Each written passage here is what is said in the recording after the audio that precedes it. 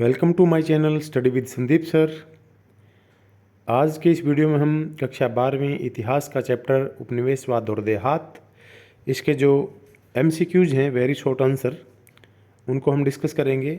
इस तरह के क्वेश्चन बहुत सारी प्रतियोगी परीक्षाओं में आते हैं। तो आइए शुरू करते हैं।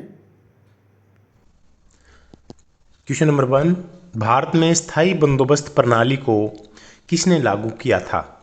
ए Lord Cornwallis, B Lord Wellesley, C Lord Dalhousie, D Lord Mountbatten. इसका सही उत्तर आपको छांटना है। सही उत्तर है option A Lord Cornwallis. Question number 2, किस वर्ष में स्थायी बंदोबस्त प्रणाली लागू की गई थी? Option A 1789, B 1793, C 1798, D 1800 ईस्वी। और सही उत्तर है इसका ऑप्शन बी 1793 ईस्वी। क्वेश्चन नंबर 3, भारत में महलवाड़ी प्रणाली किसने शुरू की थी? Option A Henry Beveridge, B Henry Pott, C Holt Mackenzie, D Lord Cornwallis. सही उत्तर है इसका option C Holt Mackenzie. Question number 4, ryotwari प्रणाली का मुख्य उद्देश्य क्या था? ऑप्शन ए भूस्वामी के लाभ को बढ़ाना, बी राज्य के राजस्व को बढ़ाना, सी किसानों से सीधे कर लेना, डी कृषि उत्पादकता बढ़ाना। इसका सही उत्तर है ऑप्शन सी किसानों से सीधे कर लेना। क्वेश्चन नंबर 5, औपनिवेशिक शासन में किस प्रकार की फसलें उगाने के लिए किसानों को मजबूर किया गया? ए खाद्य फसलें, बी व्यावसायिक फसलें, सी तिलहन फसलें, डी कपास और जूट।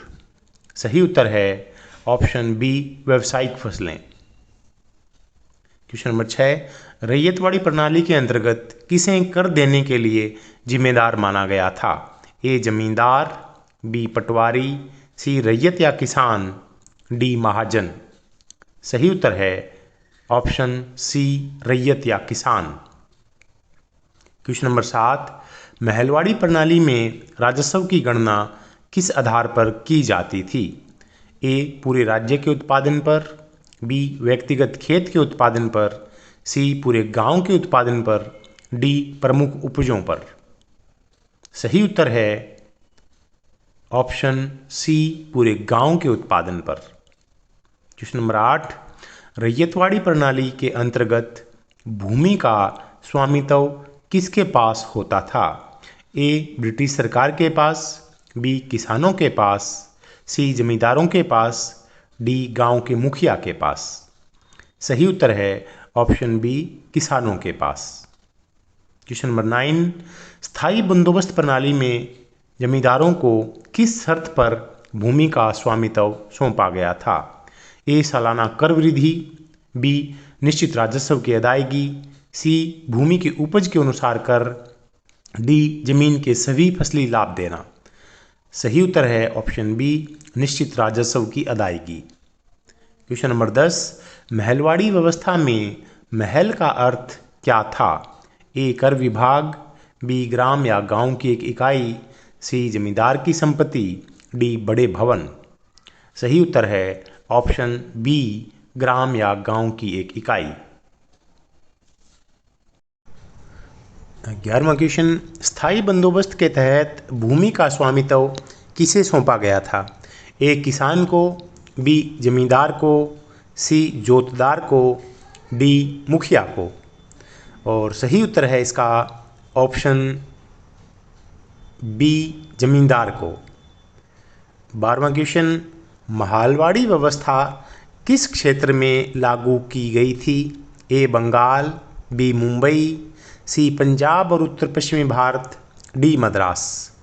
और इसका सही उत्तर है ऑप्शन सी पंजाब और उत्तर पश्चिमी भारत।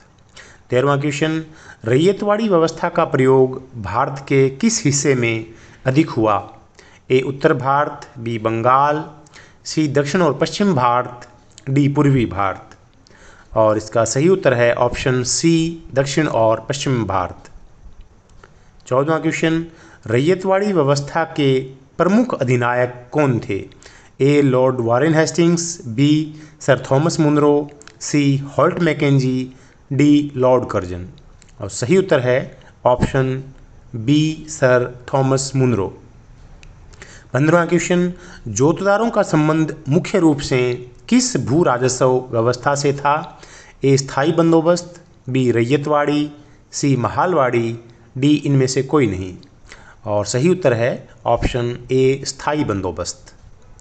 16वां क्वेश्चन, संथाल विद्रोह किस वर्ष में हुआ था? ए 1845, बी 1855, सी 1867, डी 1871। और इसका सही उत्तर है ऑप्शन बी 1855 ईस्वी। 17वां क्वेश्चन, संथाल विद्रोह का नेतृत्व किसने किया था? ए बिरसा मुंडा, बी सिदो और कानू, सी चंद्रशेखर आज़ाद, डी रानी लक्ष्मीबाई। और इसका सही उत्तर है ऑप्शन बी सिदो और कानू। 18वां क्वेश्चन, संथाल विद्रोह का मुख्य कारण क्या था? ए धार्मिक उत्पीड़न, बी आर्थिक शोषण और जमींदारों का अत्याचार, सी शिक्षा का अभाव, डी राजनीतिक भेदभाव। और इसका सही उत्तर है ऑप्शन बी आर्थिक शोषण और जमींदारों का अत्याचार। 19वां क्वेश्चन, संथाल विद्रोह में संथाल समुदाय का उद्देश्य क्या था? ए अंग्रेजों से स्वतंत्रता प्राप्त करना, बी अपने क्षेत्र से जमींदारों और महाजनों को हटाना, सी नई सरकार बनाना, डी धार्मिक सुधार लाना। सही उत्तर है ऑप्शन बी अपने क्षेत्र से जमींदारों और महाजनों को हटाना।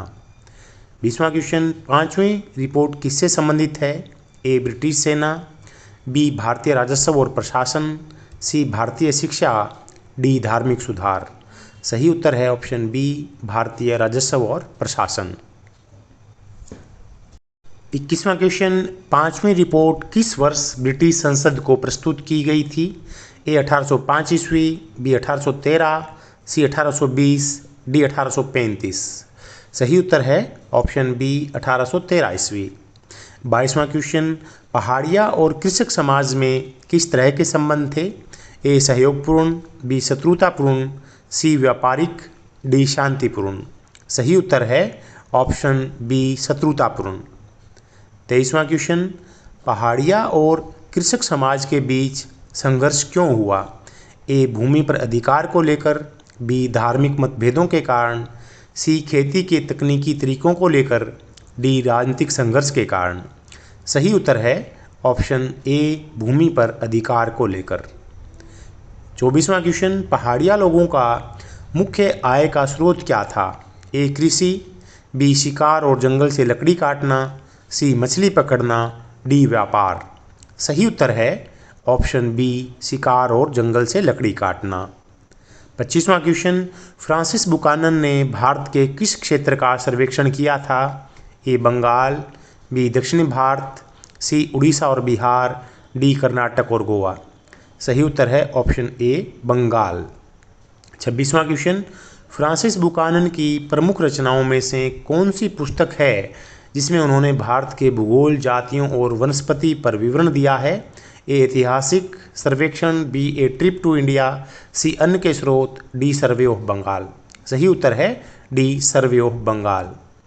27वां क्वेश्चन, फ्रांसिस बुकानन ने भारत में किस जाति समूह पर विशेष ध्यान दिया था जो आदिवासी था? ए गोंड, बी भील, सी संथाल, डी जाट। सही उत्तर है सी संथाल। 28वां क्वेश्चन है, 1793 में लागू स्थायी बंदोबस्त में किसे कर अदा करने के लिए जिम्मेदार माना गया था? ए जमींदारों को, बी किसानों को, सी ब्रिटिश सरकार को, डी व्यापारी को। सही उत्तर है जमींदारों को।